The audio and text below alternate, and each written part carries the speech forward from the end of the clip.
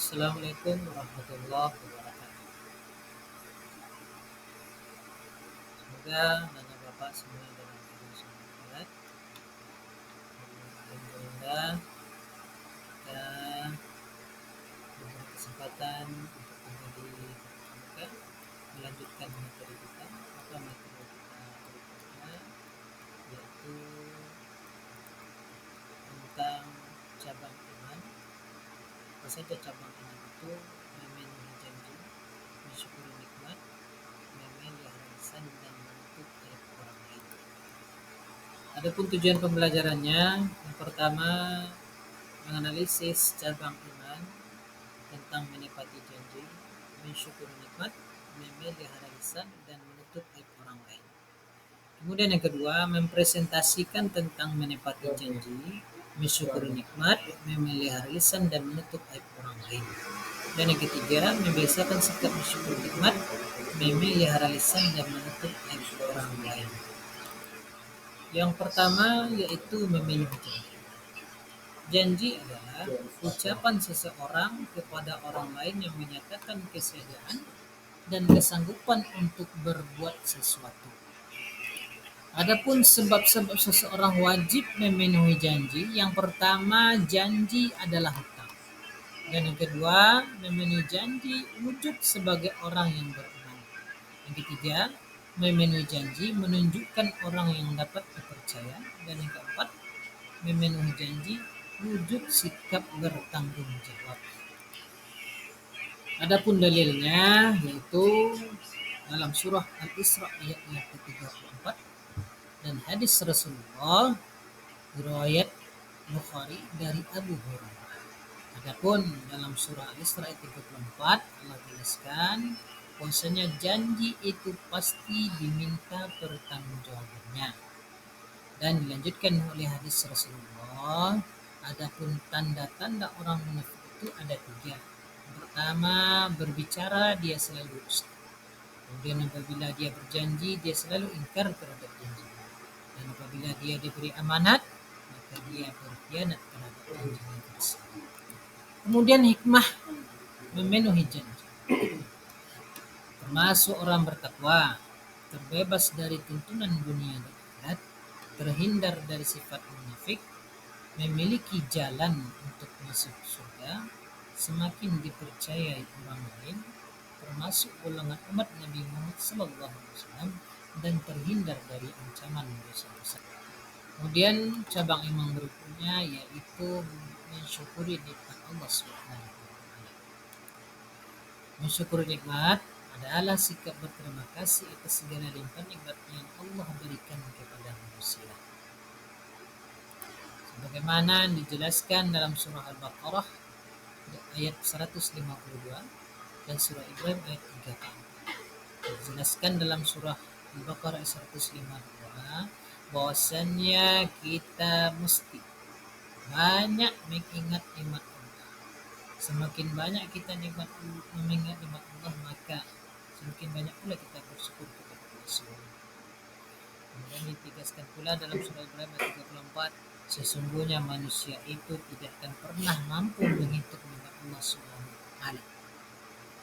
Maka dari itu jangan coba-coba kita kufur terhadap nikmat Allah Subhanahu wa taala, karena kufur nikmat merupakan zalim yang sangat dibenci oleh Allah Subhanahu wa taala.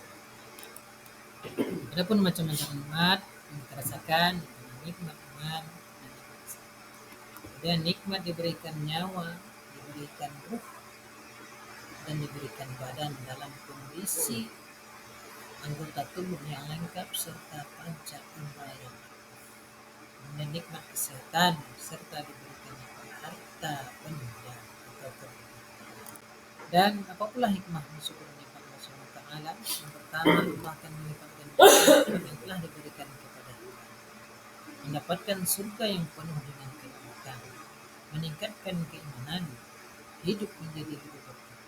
Dan yang terakhir hikmahnya adalah terhindar dari penyakit hati.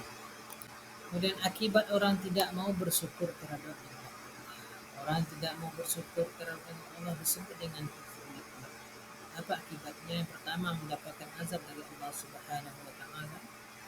Kemudian yang kedua terkena penyakit sombong. Yang ketiga hidupnya tidak tenang. Dan yang keempat mudah. Kemudian yang ketiga cabang iman berikutnya adalah menjaga lisan. Menjaga lisan berarti berhati-hati ketika kita berbicara. Bagaimana caranya? Caranya yang pertama adalah hindari perkataan yang tidak diketahui kebenarannya. Yang kedua, tidak selalu menyampaikan apa yang didengar dari orang lain. Dan yang ketiga adalah hindari perbuatan gibah ataupun mengadu domba. Kemudian dalilnya sebagaimana diterangkan dalam surah Al-Ahzab ayat yang ke-70 sampai 71, yang mana dapat kita pahami bahwasannya Allah perintahkan orang-orang yang beriman untuk selalu menjaga perkataannya. Jaga perkataan dari perkataan dusta. Kenapa? Karena apabila kita menjaga lisan kita dengan berbicara yang benar, maka kita akan mendapatkan kemenangan yang besar. Kemudian ditegaskan juga oleh Nabi Muhammad SAW dalam hadis Abu Musa riwayat Bukhari, bahwasanya sahabat bertanya, siapakah muslim yang terbaik itu? Muslim yang terbaik itu adalah yang selamat saudaranya dari lisannya dan dari tangannya. Artinya apa? Orang yang menjaga lisan dari menyakiti saudaranya dan menjaga tangannya dari perbuatannya yang dapat menyakiti saudaranya. Apa hikmah menjaga lisan? Yang pertama, mendapat derajat yang tinggi di sisi Allah Subhanahu wa taala. Yang kedua, meningkatkan keimanan dan ketakwaan. Dan yang ketiga, terhindar dari keras hati. Serta yang keempat, terhindar dari menyakiti perasaan orang lain. Kemudian apa akibatnya apabila kita tidak menjaga lisan? Yang pertama, maka lidah kita terbiasa berbohong. Yang kedua, menimbulkan perkataan yang penuh dendam serta permusuhan antar kelompok. Dan yang ketiga, ucapannya penuh dengan ucapan cacian. Dan yang keempat, mendapatkan dosa karena menyakiti orang lain dan menimbulkan dosa-dosa. Adapun cabang iman yang keempat yaitu menutup aib orang lain. Aib secara bahasa berarti cacat atau kekurangan. Aib juga diartikan sebagai kondisi yang tidak baik tentang seseorang. Menutup aib berarti menutup suatu kekurangan yang menimbulkan rasa malu, agar rasa malu ini tidak semakin membesar karena diketahui orang. Adapun dalilnya yang dijelaskan oleh Allah Subhanahu wa taala dalam surat Al-Hujurat ayat yang ke-12, Allah memberikan peringatan kepada orang yang membuka aib saudaranya, yang mencari-cari kesalahan saudaranya, yaitu Allah umpamakan sebagaimana dia memakan bangkai saudaranya yang telah mati apabila dia mengerjakan perbuatan membuka aib saudaranya. Na'udzubillah, kita berlindung dari perbuatan ini. Semoga Allah menerima taubat kita, semoga kita menjadi hamba-Nya yang bertakwa. Kemudian apa hikmahnya kalau kita menutup aib orang lain? Yang pertama, Allah akan tutup aib kita karena kita telah menutup aib orang lain. Dan yang kedua, kita akan mendapatkan pahala dari Allah Subhanahu wa taala. Dan yang ketiga, kita terhindar dari perbuatan gibah dan fitnah. Kemudian yang keempat, semakin berhati-hati dalam berkata dan menerima.